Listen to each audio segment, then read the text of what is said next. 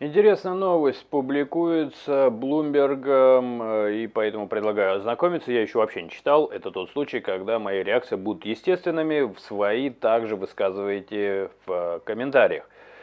То есть мы как бы читаем вместе. Такие у нас немножко чтения новостей. Открываем газету «Правду» и знакомимся. Орбан рассказывал Путину басню о мышонке. Черт побери, довольно любопытно.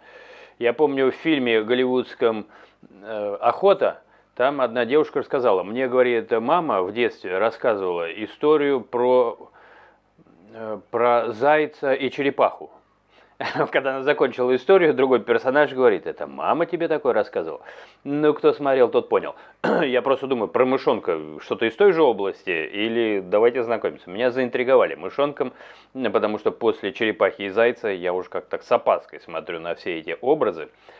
Предлагаю, ну там потом сразу после истории из леса выходит замечательный поросенок, давая нам намек на одно литературное произведение, кто напишет какое, но поехали. Предлагая помощь в регулировании войны в Украине. Любопытно. Я вот, например, уже много раз высказывался, я не знаю, как это урегулировать в нынешних реалиях, в дроновых контролях. Бог его знает, у кого дроны, тот и контролирует, а не у того, чьи войска где-то стоят. Ну, хоть войска, хоть силовые структуры, сегодня мир дронов. Это не тот, который засовывает в себя микрофон, это это другое.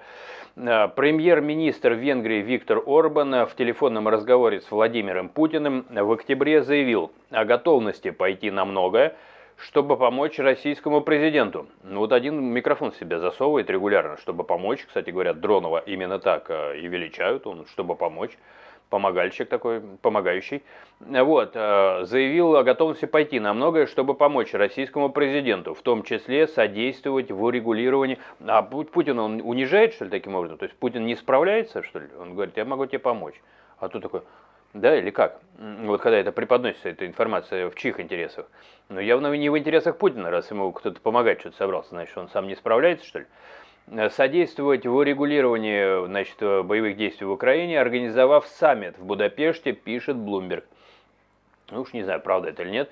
Я при разговоре не присутствовал, присутствовал Блумберг. Вчера наша дружба достигла такого высокого уровня, что я могу помочь любым способом. Путин как-то сказал, что некоторые отношения однополые есть смысл не публиковать и не пропагандировать, ибо это запрещено законом. Я вот просто... Эта новость не пойдет дальше в какую-то такую область, которую, ну, дальше дело личное. Помочь любым, но он может любым способом, он может, вот.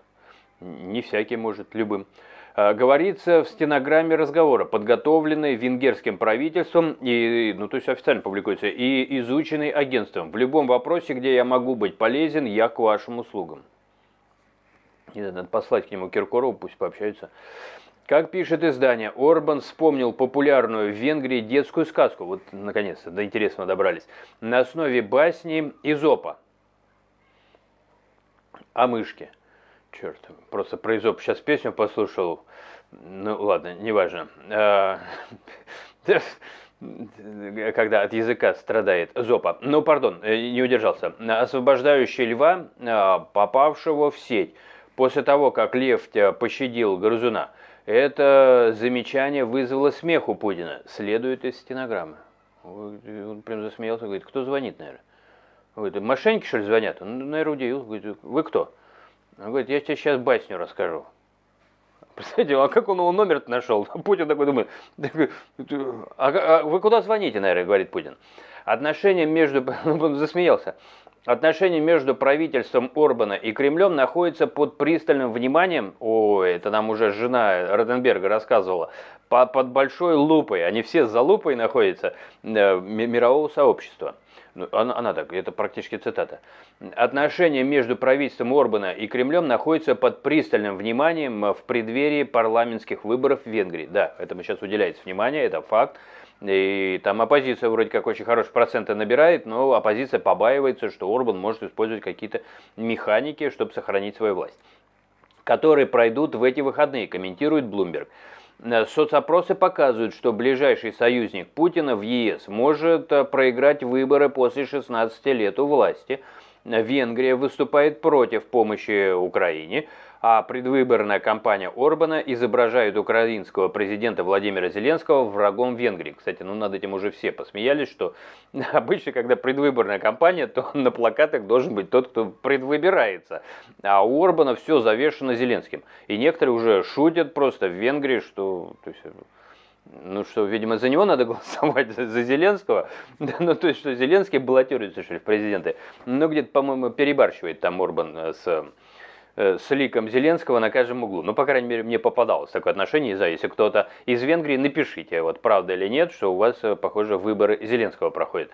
По мнению издания, краткий разговор между Орбаном и Путиным, состоявшийся 17 октября, является еще одним свидетельством того, что помощь России, дефис политика Орбана. Помощь России – это политика Орбана. Ну, может быть, ну, я не знаю. Ну, все государства, как, не знаю, то есть имеется в виду вот эта жесткая их связка, ну, опять же, ну что, связка это не все определяет. Я бы на это вот не перебарщивал с акцентами. Очень важно, как люди живут, что они от этого получают, какую выгоду. Давайте не забывать, что при всем, ну, вот как взять Кавказ, да, ближайшие страны к России, например, Грузия, Армения, которые вроде как отворачиваются от России. Первое, что поднимается на повестке дня? Да и в Европе то же самое. Это цена на газ. А цена на газ в холодное время, особенно в странах теплых, там, кстати говоря, с отоплением большая проблема. Из-за чего? Промежутки отопительного, ну, не отопительного сезона даже, а вот прохлада, холода, очень короткие, и поэтому нету, очень много где нет централизованного отопления. И вот в этот промежуток можно так наколотить по деньгам, если что-то очень дорого, там, не знаю, электричество, ну чем бы ты ни отаплялся. А газ из России, он достаточно дешевый, то есть вот эти месяцы можно протянуть, ну, сравнительно не убивая бюджет семейный. Еще раз, да, то есть есть ориентированность на людей. То есть вы, конечно, можете играть в свою политику, но людям надо, там, у них семьи, у них дети, они не хотят чихать и кашлять. Им нужно, чтобы комфорт был какой-то минимальный. Вот об этом есть смысл не забывать. Поэтому вот даже спекуляции и игры на темах энергоносителей тех или иных, но они не на пустом месте возникают. Другой разговор, что когда проблемы у политиков, они сразу переводят все на народ. Народу принадлежит все, народу и газ принадлежит. Вот какие молодцы русские. Там эти русские сами не знают, каким таким валежником топиться, но все время на них переводят стрелки. Но да у нас как прекрасно. Ну, в каком-то доме прекрасно, в другом недавно пожилая женщина замерзла у себя в своем доме насмерть. Ну, да, там несколько лет назад. Вот, так что такие тоже факты есть. Так что я бы разграничивал. Есть политические игры, а есть народ, который иногда очень удивляется. По мнению издания, итак, 17 октября является еще, по мнению издания, краткий разговор между Орбаном и Путиным, состоявшийся 17 октября, является еще одним свидетельством того, что помощь России – это политика Орбана. Большую часть разговора, ну еще раз, это может быть в интересах венгров, большую часть разговора лидеры посвятили выражению благодарности друг другу. Они изучали реверансы, это тоже хорошо, а также американскому президенту Дональду Трампу. А это как, как это движение называется? Ну просто, ну а что они сказали о нем? Накануне они оба говорили с Трампом, они перед своим разговором, они спросили: папа, можно поговорю с соседом? Да, наверное, так было. Сначала с Трампом поговорили, потом друг с другом, это правильно. Накануне они оба говорили с Трампом о возможном мирном саммите в Будапеште. А Трамп такой: чё? Подождите, сейчас с Ираном закончил, наверное, так был. Он же занятый, он добывает, он добытчик в семье, в большой. Накануне, значит, в Будапеште, который в итоге не состоялся. Трамп поддержал Орбана, а вице-президент США Джей Ди Венс сейчас посещает Будапешт, когда предвыборная кампания вступает в финальную стадию. Ну, то есть это тоже, папка-то тоже тут где-то рядом. Чем больше друзей у нас будет, тем больше возможностей противостоять нашим противникам. Ну, здесь закон дуализма я не буду рассказывать. Орбан, он поумнее меня, наверное. Не знаю, может быть, даже прочел пару книг. Я, кстати, не в курсе. Расскажите, кто видел, что он читал. Но это полностью повторяет высказывание, например, главы Республики Чечня, Кадырова, который сказал: я ничего не боюсь, у меня самый большой клан, самый большой тейп. Это так не работает. Это так не работает, это, как правило, золотое сечение социальной психологии 80-20, это как золотое деление на 50 на 50 дуализма, который всегда будет возникать, поэтому некоторые страны ушли давно от многопартийности и перешли к двупартийности, потому что нет смысла. Будет 10 партий, ну, значит, они разобьются по 5, либо 2 большие, там, и остальные 8 там собьются. Всегда баланс выстроится. Это социальная психология, иначе бы уже человечества не было. Поэтому это очень важный момент, и чем больше друзей, тем больше возможностей. Нет, автоматически будет возникать и количество противников ваших такое же. По-любому. Консерваторы, значит, будут, там, не знаю, радикалы, демократы какие-нибудь, условно говоря. Да, ну, то есть какие-то, кто за движение вперед, там, ну и так далее. Вот, если наоборот, ну, опять же, консерваторы будут усиливаться. Все противостояние, оно всегда, действие равно противодействию. И этот закон, он в социальной стихии точно так же работает. Но опять же, Орбан, может, это говорит просто на публику, нас больше, мы все можем. Да ни хрена вы не можете.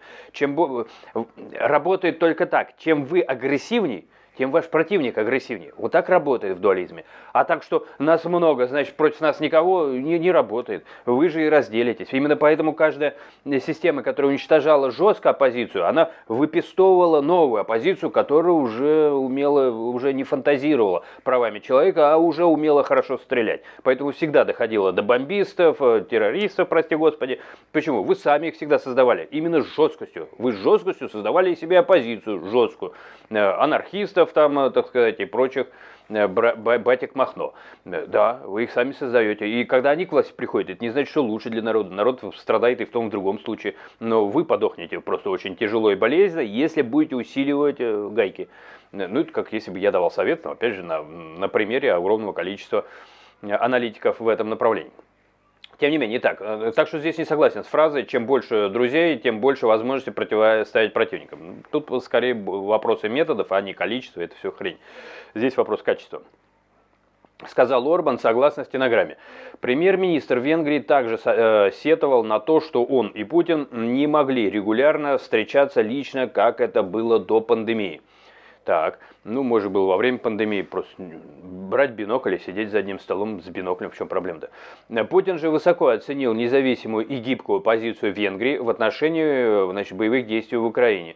Нам непонятно, почему такая сбалансированная, умеренная позиция порождает только контраргументы. Ну, не знаю, сбалансированный, он все блокирует, все, что в интересах Украины. Орбан блокирует, а все, что в интересах России, продвигает. Но она не очень сбалансирована. Мне кажется, она как раз очень, ну, не знаю, расированная какая-то, да, ну еще раз, опять же, это его интерес, это он наверняка смотрит на людей, поэтому у него очень плохие проценты, насколько я понимаю, пересмотрел, не на тех людей смотрел. Вот где оцениваться надо, да, твой народ это принимает или нет. Если уже перестает принимать, если ты им везде показываешь Зеленского, и они уже подзабыли, как ты выглядишь, может быть, там тебя залепили Зеленским, ну тогда у тебя проблемы, скажи, лепите наоборот, там, я не знаю. Да, еще раз, оценка внимания общества, это ключевой момент. Ты можешь об этом забыть, тогда тебе об этом напомнят при помощи вил. И такое в истории бывало. Ну просто, а если вилы отломились, то черенком, а это вроде как даже вилами получше. Хотя, не знаю, не проверял, тут этого, не дай бог, никому не желаю. На прошлой неделе некоторые европейские лидеры обрушились с критикой на Венгрию после того, как консорциум журналистских расследований опубликовал запись телефонного разговора между главой МИД Венгрии Питером Сеярто, да, и с Лавровым, это человек-лицо, и его российским коллегой Лавровым, касающимся исключения сестры миллиардера Алишера Усманова из санкционного списка. Я как-то перепутал, назвал дочерью. В общем, как бы мне вот этот узбекский Д'Артаньян настолько до одного места вместе с его плевками. Если бы он в меня плюнул, он бы плевок свой съел обратно. Причем не факт, что через рот. Ну, я образно выражаюсь, я терпеть не могу хамство и давление. Ну, я русский, Алишером не понять. Вот, но тем не менее, да, вот этот факт был очень яркий, очень заметный, то, что просто какие-то личные вопросы решаются на таком уровне. Я думаю, что это Орбану очень хорошо так подмыло его прекрасный образ, который и так не видно за Зеленским, по его же, видимо, желанию. Вот, ну не знаю, любопытная история, все ждут этих выборов с каким-то невероятным, еще раз, это не удивительно, потому что влияние Венгрии, ну и тех или иных учителей, в Венгрии это скорее сейчас, да, такая разменная монета, когда об этом говорят, потому что, ну, много стран, которые непонятно где находятся, непонятно в каких комитетах, при каких ООНах, в каких советах безопасности там и так далее, при том, что, там, не знаю, наследники Советского Союза, которые к Советскому Союзу как такого прямого отношения не имели, то есть Советский Союз был союз. После Второй мировой войны, да, действительно, это была там, держава-победитель, одна из. А потом все рассыпались, и одна, например, сохранила себе какие-то отношения, что она всех победила. Да нет. И не только она, да и вообще, да не обидятся на меня русские, не русские лидировали по количеству подвигов и наград. По-моему, осетины. Но я боюсь соврать сейчас, друзья мои. То есть были народы, которые, ну тогда пусть им все, тогда им пусть они и будут во всех этих советах, да, опять же, при ООН. Как он там, да.